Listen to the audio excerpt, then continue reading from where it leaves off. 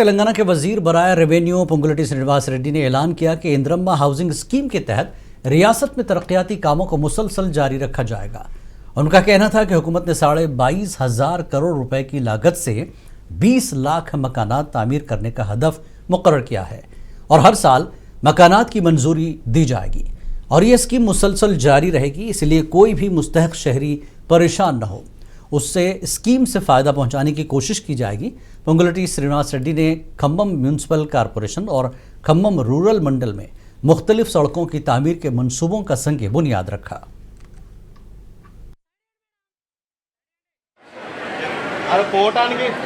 ఇందాక గౌరవ కలెక్టర్ గారు చెప్పేటప్పుడు ఇల్లు ఇచ్చే ఇల్లు ఈ ప్రభుత్వం ఎవరికైతే ఇల్లు ఇవ్వాలనుకుంటుందో, ఏ పేదవాడైతే గుడిసెలో ఉంటున్నాడో, ఏ పేదవాడైతే గడిచిన 10 సంవత్సరాల్లో తన కలలానే నిలిచిపోయి ఎవరికి చెప్పుకోలేని దుర్భిక్ష పరిస్థితి అనుభవిస్తున్నాడో అటువంటి పేదవాడికి ఇవ్వాలన్నదే ఈ ప్రభుత్వం యొక్క ఆలోచన.